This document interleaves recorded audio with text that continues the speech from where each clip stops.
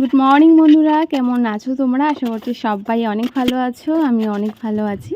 তো চলো সকাল সকাল একটা ভিডিও নিয়ে চলে এসেছি। আর আজকের ভিডিওটা আমি এখান থেকেই শুরু করছি। তোমরা পুরো ভিডিওটা দেখতে থাকো, আশা করছি তোমাদের অনেক ভালো লাগবে।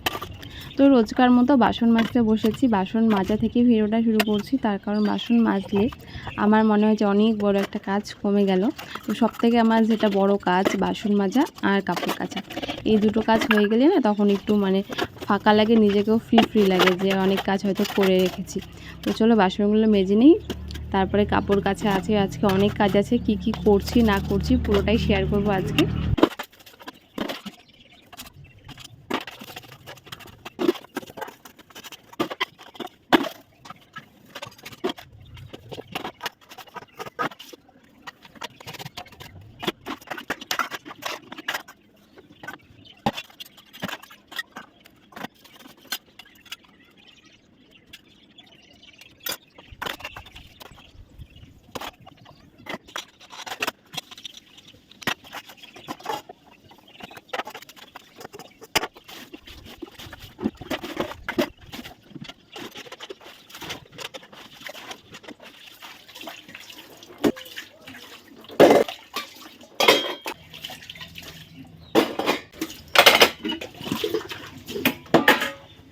রোজকার মতো অনেকগুলো বাসন ছিল আর মাজতে অনেকটা সময় লেগেছে। বাসন মেজে কিছু কাপড় ছিল সেগুলো ভিজিয়ে রাখবো। কাপড়গুলো ভিজিয়ে রেখে রান্নাঘরে একটা কাজও হয়নি, বাসি কাজ। সেগুলো বাসি কাজ বলতে গ্যাস মুছবো, রান্নাঘরটা একটু গুছিয়ে রাখবো, তারপর পুরো রান্নাঘরটা মুছে তারপরে কাপড়গুলো কেচে নেব। যতক্ষণে কাপড়গুলো ভিজতে থাক আর আমি বাসি কাজগুলো করে আসি। তো যার জন্য আগে কাপড়টাকে ভিজিয়ে রাখছি আর তারপরে ঘরটা মুছে কাপড় কেচে একবারে স্নানটা সেরে নেব।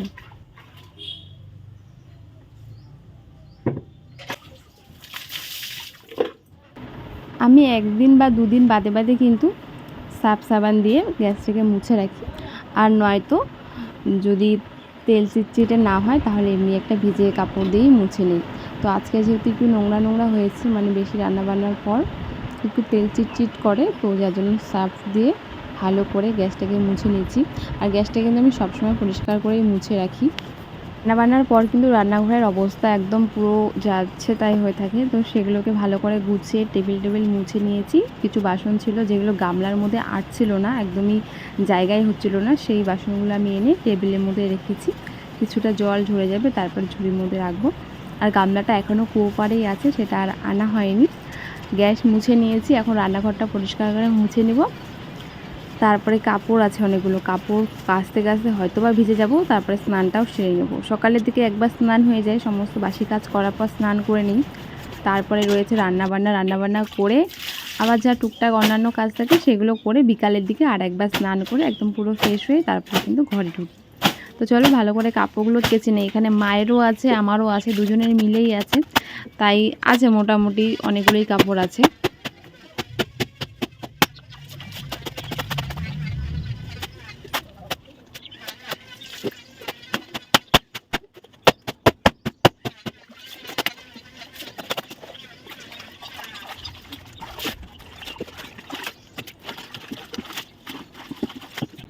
একটু আগে ভালোই রৌদ্র ছিল, মোটামুটি রৌদ্র উঠেছে। এখন আবার হঠাৎ করে আকাশটা অন্ধকার করলো, আকাশের কোনো ঠিক নেই। এই রৌদ্র উঠছে, এই বৃষ্টি পড়ছে, কখন কি করবে সে নিজেও জানে না। তো আমি এইভাবেই রেখে দিচ্ছি। হালকা রৌদ্র উঠেছে, মনে হয় যদি বৃষ্টি না দেয় তাহলে তো শুকিয়ে যাবে, আর বৃষ্টি দিলে তো আবার জামাকাপড় ভেজা জামাকাপড়গুলো ঘরে ঢুকিয়ে রাখতে হবে। এই ভেবেই আমার কাপড়গুলো তাড়াতাড়ি করে কেচে দিতে ইচ্ছে করে, তার কারণ আকাশটা একদমই ঠিক নেই, কখনো রোদ উঠছে তো কখনো বৃষ্টি পড়ছে। তো চলো এখন আমি ঘরটাকে গুছিয়ে নেব। কাপড় জামা কেচে শুকাতে দিয়ে না স্নানটা করে নিচ্ছি। স্নানটা করেছি এমনভাবে করেছি কোনো রকম যেন পরে আর একবার স্নানটা করতে পারি, কারণ কাপড় কাচতে কাচতে না পুরো শরীরটা ভিজে গিয়েছিল। জামা কাপড় যেগুলো ছিল আর কি সেগুলো কাচাকাচি করতে করতে সেভাবেই কেটেছিলাম। গরম তো, কাজ করতে করতে গরম লাগে, একটুখানি গায়ে জল দিয়ে দিয়েই কাজ করতাম। তো পুরো স্নান করে নিয়েছি। এখন যা কাজ আছে অন্যান্য সেগুলো করে রান্না করব, তারপরে আবারও একবার স্নান করব।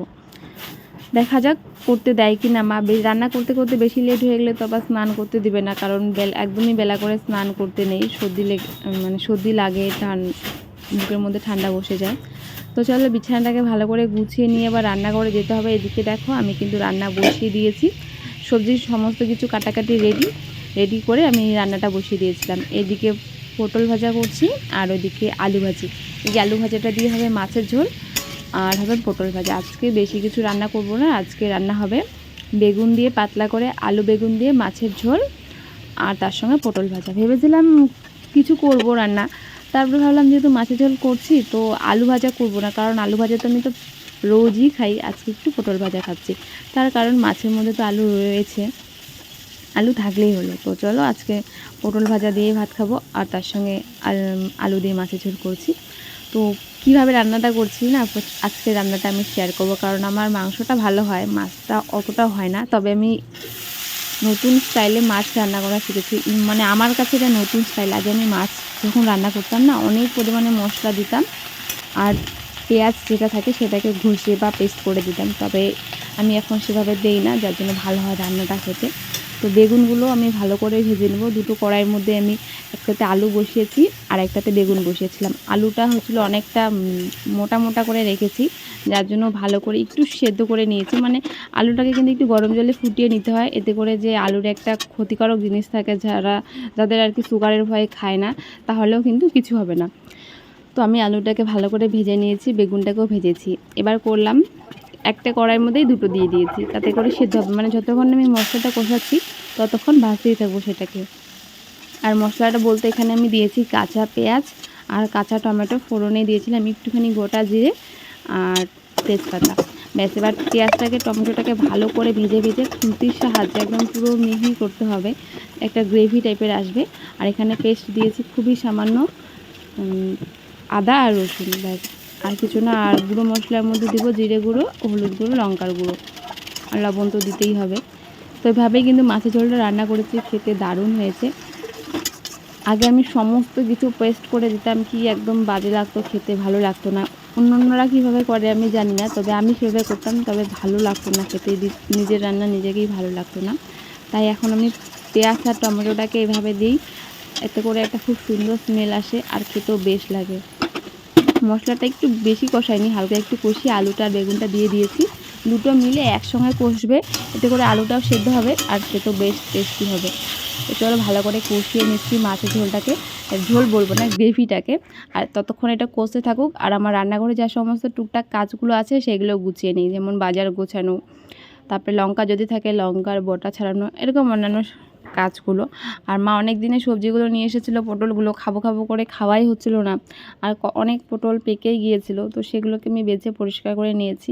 আর এদিকে সবজির মধ্যে রয়েছে গাটি কচু রয়েছিল, বাঁধাকপি, মিষ্টি কুমড়ো, গাজর, শসা, কোয়াশ, কাঁকরোল, এসব। তো দেখো আমার মাছের যে গ্রেভিটা আছে সেটা কিন্তু খুব সুন্দরভাবে কষে এসেছে আর ভিতর থেকে তেল ছেড়ে দিয়েছে।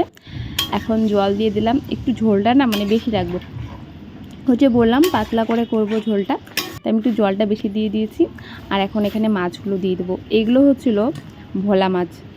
এই মাছটা আমার বাটা মাছের থেকেও বেশি স্বাদ লাগে। মা এর আগের বার 4টা এনেছিল, দেখিয়েছিলাম, তো 4টার মধ্যে 2টো দিয়ে ঝোল করেছে, তাই মায়ের নাকি খায়ে পোষায়নি, আমারও খায়ে পোষায়নি, তাই মা এবার 1 কেজি নিয়ে এসেছে। ভাজতে আমি অনেকগুলো খেয়ে নিয়েছি আর বাকিটা ঝোলে দিয়ে দিয়েছি, যখন মন চাইবে তখন নিয়ে খেয়ে নেব, যার জন্য আমি অনেকগুলো নিয়ে এসেছি আর আমি অনেকটা পরিমাণে রান্নাটাও করেছি। আর এদিকে আমার পটল ভাজা রেডি। রান্নাবান্না করতে না কাপড়গুলো শুকিয়ে গেল, মানে রোদও ছিল না, তো তাই কাপড়টা শুকাতে অনেকটা সময় লাগলো। সেই সকালে ধুয়ে দিয়েছি আর এখন বিকেল হয়েছে, প্রায় বিকেল 3টে-4টের মতো বাজে। দেখতেই পাচ্ছ আকাশ পুরো অন্ধকার করেছে। তো এখন আসলো, মানে এখন কাপড় জামাগুলো শুকালো। আর যখন রোদ্রু থাকে তখন না স্নান করতেই শুকিয়ে যায়। তো যাই হোক, চলো এখন আমি একটুখানি মানে চিরুনি করে নেব, মাথার মধ্যে তেল দেব, জামা কাপড় ভাঁজ করব, আরও যা ঘরে কাজ আছে টুকিটাকি সেগুলো করব। আর তারপরে কিন্তু ভাত খাবো। রান্না বান্নার পরে কিন্তু একদমই ভাত খাই না, হালকা কিছু খেয়ে থাকি, কারণ এটা একটা অভ্যাস হয়ে গেছে, দুপুরবেলা ভাত খেতে ইচ্ছে করে না। তো চলো ভালো করে চুলটাকে চিরুনি করে একটা বেনি করে নেব। তখন মানে স্নান করেছিলাম বলে আর চুলটাকে চিরুনি করতে পারিনি, তবে বেনি না করলে এখন আমি শান্তি পাই না। বিনুনি যদি করা থাকে তাহলে ভালো লাগে, আর খোপা করলে না বারবার বিছানার মধ্যে যদি শুই মাথার মধ্যে লাগে। তো চলো কাপড়গুলো ভাঁজ করে নিয়ে, যেগুলো শুকিয়ে গিয়েছে। আগে আমি এইভাবে না করতাম না, আগে আমি রেখে দিতাম, একটু আলসেমি করতাম, তারপরে না অনেকগুলো হয়ে যেত। কিন্তু এখন বেশ কিছুদিন থেকে যে জামা কাপড়গুলো শুকাতে দিচ্ছি সেই ঘরে নিয়ে আসছি, সঙ্গে সঙ্গে ভাঁজ করে রেখে দিচ্ছি। এতে করে ঘরটাও গুছানো থাকে আর কাজগুলো খুব তাড়াতাড়ি হয়ে যায়, পরে আর খাটনিও হয় না, নয়তো অনেক কাপড় হয়ে যায়, একসঙ্গে ভাঁজ করতে হয়। তো চলো, আজকে মাত্র 2টো শাড়ি ছিল, সেগুলি ভাঁজ করে নিচ্ছি। খুব একটা জামা কাপড় ছিল না, যতটুকু ছিল ততটুকুই ভাঁজ করে রাখবো।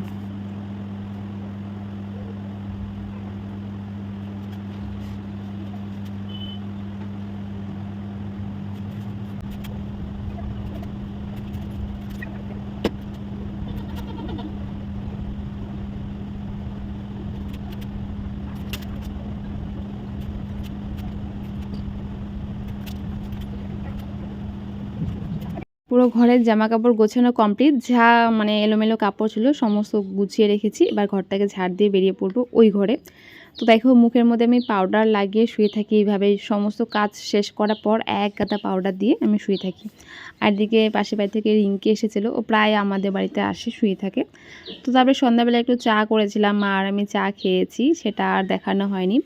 রাত্রে মা করেছে কাঁকরোল ভাজি, আর যেই সবজিগুলো তোমাদের দেখালাম বাঁধাকপি, আলু, পটল দিয়ে সমস্ত কিছু মিষ্টি কুমড়ো দিয়ে একটা ঘন্ট টাইপের করেছে। ওই যেরকম পুজো বাড়িতে হয় না, নিরামিষ ঘন্ট করে, সেরকম করেছে, দারুণ হয়েছে খেতে। বেগুন টেগুন দিয়ে করেছিল, পাঁচফোড়ন সোমবারে দিয়ে। তো এটা, আর আমি যে মাছের ঝোলটা করেছি দেখো কতটুকু, আমি না খেয়েই শেষ করে দিয়েছি অর্ধেক। কত বাজে খেলাম তার কোনো ঠিক নেই, এক কড়াই কিন্তু ছিল, রাত্রে এতটুকু হয়েছে। তো আজকের মতো ভিডিওটা এখানে শেষ করছি। সবাইকে গুড নাইট।